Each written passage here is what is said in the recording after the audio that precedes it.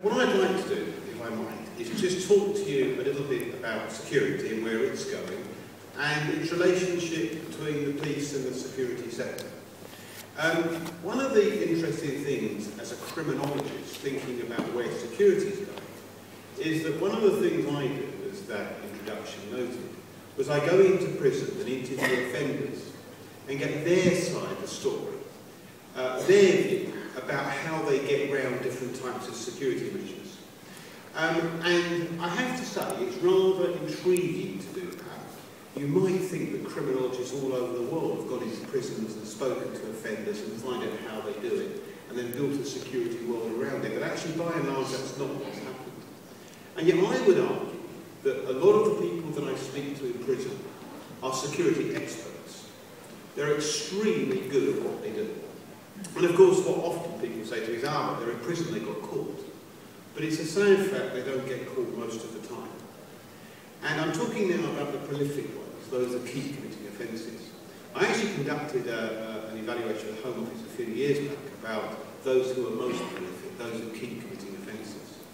And I think one of the interesting things about speaking to them is you get their insight into what makes a crime difficult and what makes it easy. What I've done actually is when they've come out of prison, I've got out offending with some of them, and I just say to these police colleagues here, with the permission of retailers who let me do it, to learn from their side of the story about how we do it. In fact, some retailers, two big ones, employ me to go stealing from them to take a crime, an offender's point of view, to test out security. So there's a real value to understand the offender's perspective. And what they tell you, and this is perhaps one of the most striking findings, is that the security they face is not something that by and large worries them too much. Now I'm talking about burglars, I'm talking about robbers, I'm talking about shop thieves, I'm talking about arsonists, I'm talking about drug dealers. And the interesting thing is, why do they say it? Why is it that they say that by and large crime is something they're pretty successful? And the answer is, they rely on security not working effectively. The fact that there's a CCTV camera there in itself is not a big danger, unless in some way interacts with the way that they commit offences. Let me just give you some examples of what offenders have said. I interviewed some murderers, very fascinating people to speak to, I have to tell you. And I was asking them about, on the day you committed your murder, was CCTV important in terms of consideration for you?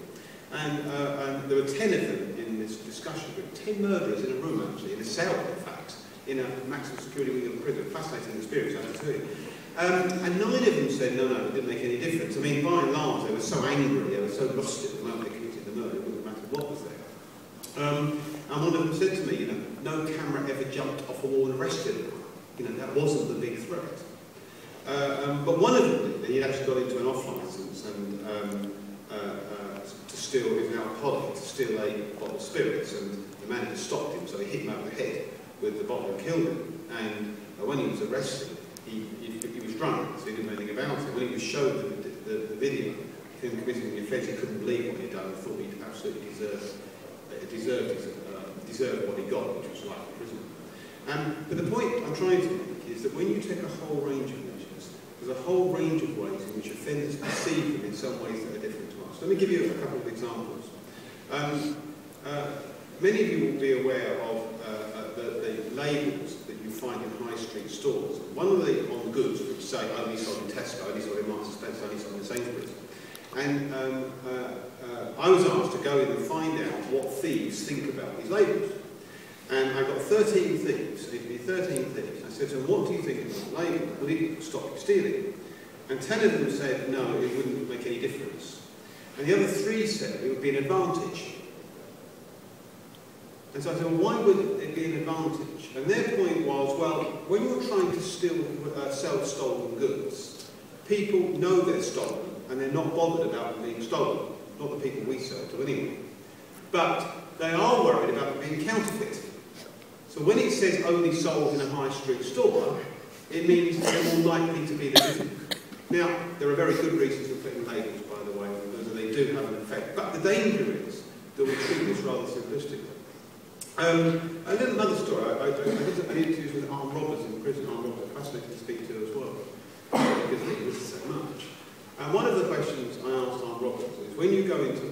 time there were security screens in banks. I said to them, when you go in to do a robbery, to what extent does a screen affect the way you did the robbery? This particular bank robber said to me, I said, does it affect the robbery? He said, yes. I said, in what way does it affect the robbery? He says, I only rob banks that have got security screens. I said, that's not logical. He says, that's the trouble with you, you're not thinking like an armed robber. He said, because if you think like an armed robber, it's entirely logical. And here was his point. Another question that I asked him is, when you're doing the robbery, what are you thinking about? What's on your mind? And there are two things that are on their mind. In fact, with criminals generally, there are two things on their mind. One is, get the goods, the money. Two, don't get caught. Now, what's the biggest risk factor of getting caught? Well, when you're doing a robbery, it's over-enthusiastic members of staff and public. You can account for the public a bit better than the staff. Jumping and intervening, and the screen keeps out the way the danger. From a robber's point of view, you go in, you ask for money, they give it to you, or they don't, and you go somewhere else and you rob somewhere else. The point I'm making is that to look at the world of crime from the perspective of the offender gives us insight into what works. And by the way, as with all measures, security screens save lives and sometimes are very effective in stopping some robberies. It's not that they're all bad. Just one other point about prolific offenders. I did an interview with a whole group of very prolific people committing offences. And one of them was a 17-year-old girl. And she was a burglar. Incredible. She was extremely slight as well. Incredible. And in the question I said, well, what do you do? How do you burgle? And she says, I go through open front doors. And I said, well, that's an amazing thing to do. You know, how often do you do this? And she said to me, well, I've done about 4. I said, goodness me, over what sort of time period? She says, oh, I thought you meant per day. And here is the point that some people are absolutely prolific. They have a view of the world, it's okay. I did a DVD for Tesco called Eyes Wide Open. If you work for Tesco, you'll have seen it. And this is where we got a shoplifter to go around a store and describe how he stole to alert staff to what to do about it. And the guy he used was John, and he was a former computer programmer, actually. He was he did very well, he got a drug habit and became a thief. And would you believe it? Would you believe it? The store we did the filming in, he'd actually stolen from in his career. But anyway, and he stole, to feed a drug habit, he needed to steal £600 a day, for which he sold the goods for £300. So to steal £300 a day, like 3 shopping trolleys, every day for 2 years. And in those 2 years, he was caught 4 times. 4 times, and not once on CCTV. Now, some people are damn well prolific, and we mustn't get lulled into believing that because we've got security in place, it's okay. Now, of course, the interesting thing is to talk to these people about how they get caught, and often when they get caught, it's either good police work, which often they're reluctant to admit to, or it is good security work effectively. And indeed, if you look at what the reasons are for why crime in the Western world has been going down, and it has been going down across the Western world for more than a decade, and you begin to look at the explanations and you untangle them, one of the primary explanations is that people are getting very good at using security well. The news on the horizon is very good, but in saying that it's a primary consideration, we need to make sure that we understand what we mean by security and that we use it effectively. The story is actually a good one.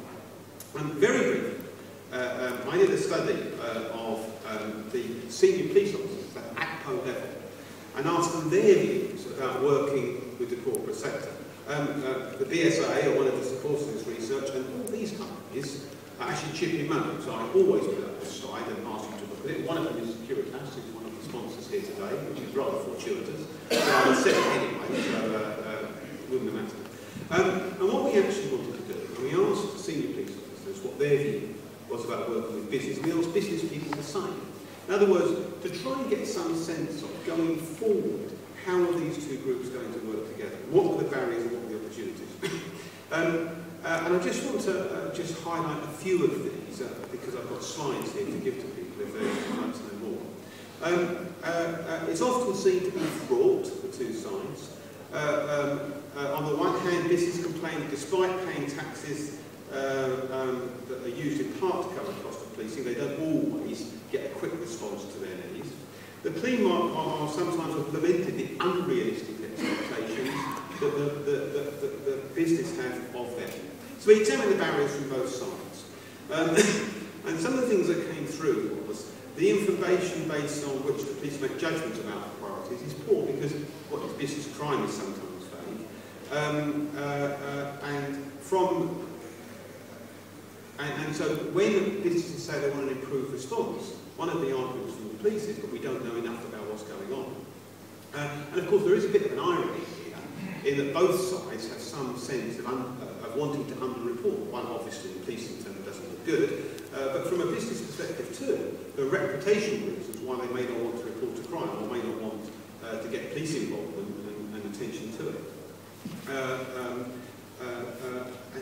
Part of the difficulty is that in policing it's uncontroversial if there's a crime it needs to be dealt with. Police are good at this, but in a business context that isn't always the way that it is. There may be all sorts of reasons why they wouldn't want it to come before, why they wouldn't want to report it. And some police we spoke to felt that that was immoral and there was conflict on that agenda. A senior police officer interviewed what he said. Someone delivered a bike frame to my house. It transpired that it was bought on my credit card. Now the car company gave me the money. They also reimbursed the bike shop. It was £1,700. So I rang them and said, what about the bike frame? I'm not sending it back to the shops as they have been reimbursed. They told me to sell it. Now we are paying for that different ways. I'm not going to. I should give it to a charity or a needy person. But that is the issue. The private sector is supporting crime. The person who benefited here was the criminal. They will probably argue dealing in other ways is too much of a burden. The police, to be fair, are very open to dialogue, but whether they actually go out of their way to understand business is another matter. Business is much more complex than police, loads of different companies of different sizes. One problem is the lack of understanding of business. They do not think to understand what is their culture, what makes them tick, how do they approach and build relationships with them, how do you influence them, how do you help them to make a business case, do you quote the law, how do you get under their skin and engage? Some of the issues, and one of the big ones between police and business was the lack of a dialogue. And the business complained there are 43 police forces and it's difficult. The police make the point that liaising with the business sector is fraught with problems too. Even if you can find an association or a group, it isn't always easy to find out who the people are in it that need to be dealt with and need to be engaged with. Same with dealing with organisations too. Many interviews highlighted the potential advantage of being able to share information. However, both sides said it was complicated and difficult. The provisions of the Data Protection Act were sometimes seen as an impediment to sharing, and sometimes even an excuse not to try that hard. Some business interviewees. If you provide tons of information and get nothing back, why should I bother? They say the information you give me isn't in the format we want. Well, what do you want it? And if I do provide it like that, will you do something with it? I completely understand why the police don't trust us. The reason is the lack of quality in the security sector, the corporate security sector. So, some thoughts that came out how we can improve the dialogue on these two levels. Encouraging the business to report crime and keep police informed of trends going on in business. But the problem is, some chief constable says there's a danger here we could be overwhelmed. And encourage the police to provide information in return. And businesses said it's a bit ironic that the police have got information about business crime, but unless it's fed back to us in a way that we can relate to, we may miss out. There was some, by the way, when I asked ACPO officers what are the ways business could help you, the most common response was take crime seriously and prevent it. And one of the issues that came out of that is how do we get business to take crime seriously? One thought was the requirement of reporting annual reports. If they had to report how much they were a victim, it might get shareholders interested in taking it seriously. There's definitely an issue on both sides about information sharing protocol. But there's also many opportunities, both argue, to draw on each other's expertise. There's a lot of experience out there, for example, in fraud investigation, a certain type of specialist work in business. And by the same token, there's some marvellous examples of where businesses are helping the police by providing facilities, and this is included by washing cars in the middle of the night, allowing people to use canteens. But improving the structures for dialogue, providing single points of contact with scene ideal. I did report this back to one senior police officer who said the trouble with single point of contact is everyone wants one, and It's a matter of justifying who's the most important. But of course, it does take a commitment on both sides. Identifying areas where true dialogue can be meaningful is difficult. It's rather interesting to have your talk about partnerships, which outline in a different context some of the real issues that come to bear when you're trying to liaise meaningfully with an organisation. Because that's just one. Business is not one, it's lots of them, and lots of different interests around the table. Some quotes. What is crime against business? What crimes? What businesses? And so interpretations vary so much that makes things difficult. Also, businesses are unclear as to what they expect from us. We need to revisit definitions and develop some reassurances about what we can do for them. A senior business. I find it difficult to understand why we don't engage with the business agenda more. It is partly about short-term indicators which don't take account of the medium-term view. But this is true of businesses too. Sometimes we say to business, look, we can help you prevent crime. And they sometimes say it's not worth it, the loss is acceptable. So we need to know each other's point of view. Both police and business are facing budget cuts or cutbacks, so they face the same problem. And both could see this as an opportunity. So I wonder if I could just finally mention one other much under represented or focused on scheme. And it's called security environments. So I really encourage you to look this up when you go back to your offices. Security environments. It's an ACPO award, a senior police officer award, ACPO award to organisations that take crime prevention security seriously. And if you're an organisation that takes your crime prevention seriously, or doesn't and ought to be, here is an accreditation system made for you. It's awarded by ACPO, CPI, the Crime Prevention Initiatives, and it's a very straightforward scheme. It requires you to show that you're taking your crime prevention seriously. And if you do, there's an accreditation process out there to be got. It will be run very much like Investors in People. It's that sort of process. And I very much encourage you to take a look at it. So let me bring all this together. The world of security is one that's evolving fast.